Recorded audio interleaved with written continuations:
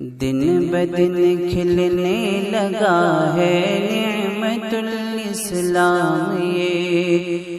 بسم اللہ الرحمن الرحیم۔ صرف 5 منٹ کا مدرسہ قرآن و حدیث کی روشنی میں 221واں دن 11 شعبان المعظم۔ نمبر 1 اسلامی تاریخ۔ حضرت عبداللہ بن ام مکتوم رضی اللہ عنہ۔ حضرت عبداللہ بن ام مکتوم رضی اللہ عنہ مسجد نبوی کے دوسرے مؤذن تھے۔ آپ کے والد کا نام قیس بن زائدہ اور والدہ کا نام عاتقہ بنت عبداللہ تھا، جنہیں ام مکتوم کہا جاتا تھا۔ اسی نام کی طرف منسوب ہو کر وہ مشہور ہیں۔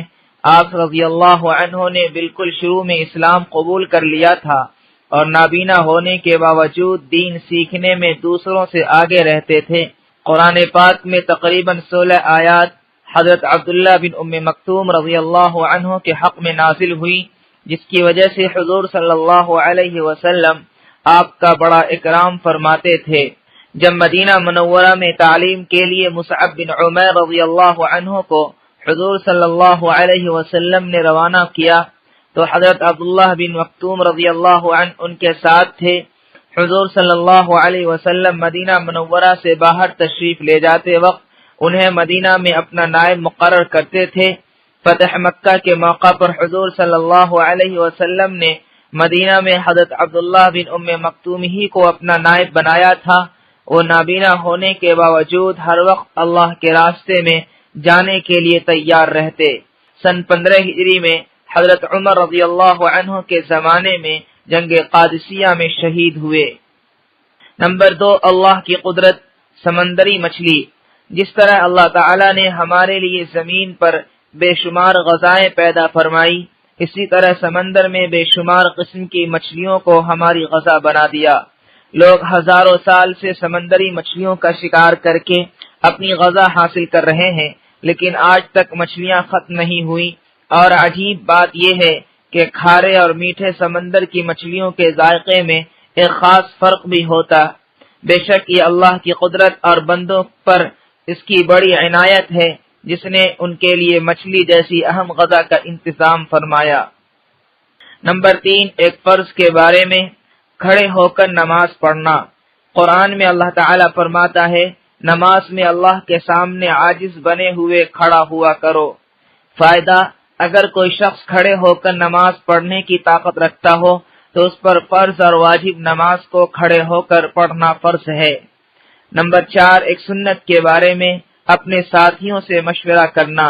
حضرت ابو ہریرہ رضی اللہ عنہ فرماتے ہیں کہ میں نے رسول اللہ صلی اللہ علیہ وسلم سے زیادہ صحابہ کرام کے ساتھ مشورہ کرتے ہوئے کسی کو نہیں دیکھا۔ نمبر 5 ایک اہم عمل کی فضیلت، قرض معاف کرنا۔ رسول اللہ صلی اللہ علیہ وسلم نے فرمایا، ایک تاجر لوگوں کو قرض دیا کرتا تھا، پھر جب یہ دیکھتا کہ کوئی مجبور ہے تو اپنے آدمیوں سے کہتا کہ اس کے قرض کو معاف کر دو، امید ہے کہ اللہ ہم کو بھی معاف کر دے گا۔ جب وہ مر گیا تو اللہ تعالیٰ نے اس کی مغفرت فرما دی۔ نمبر 6 گناہ کے بارے میں، اپنے علم کو چھپانا۔ رسول اللہ صلی اللہ علیہ وسلم نے فرمایا، اگر کسی شخص سے کوئی علم دین کی بات پوچھی گئی اور اس نے اس کو چھپایا حالانکہ وہ چیز اس کو معلوم ہے تو قیامت کے دن اس کے منہ میں آگ کی لگام دی جائے گی۔ نمبر 7 دنیا کے بارے میں، انسانوں کی حرص و لالچ۔ رسول اللہ صلی اللہ علیہ وسلم نے فرمایا، اگر آدمی کے پاس مال و دولت کی 2 وادیاں ہوں تو وہ تیسرے کی طلب کرے گا، اور آدمی کا پیٹ تو بس قبر کی مٹی ہی بھر سکتی ہے۔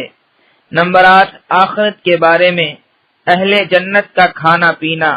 قرآن میں اللہ تعالیٰ فرماتا ہے، یقیناً اللہ تعالیٰ سے ڈرنے والے امن کی جگہ میں ہوں گے، یعنی باغوں اور چشموں میں باریک اور موٹے ریشم کا لباس پہن کر ایک دوسرے کے آمنے سامنے بیٹھے ہوں گے۔ یہ سب باتیں اسی طرح ہوں گی اور ہم بڑی بڑی آنکھوں والی حوروں سے ان کی شادی کر دیں گے اور وہ ان باغوں میں اطمینان سے ہر قسم کے میوے منگاتے ہوں گے۔ نمبر 9 طب نبوی سے علاج، اسمد سرما کے فوائد۔ رسول اللہ صلی اللہ علیہ وسلم نے فرمایا، تمہارے سرموں میں سب سے بہتر سرما اسمد ہے، جو آنکھوں کی روشنی بڑھاتا ہے اور پلکوں کے بالوں کو اگاتا ہے۔ نمبر 10 قرآن کی نصیحت۔ قرآن میں اللہ تعالیٰ فرماتا ہے یتیموں کے مال ان کو دیتے رہا کرو اور اچھی چیز کو بری چیز سے نہ بدلو اور ان کے مال اپنے مالوں کے ساتھ ملا کر مت کھاؤ، ایسا کرنا یقیناً بہت بڑا گناہ ہے۔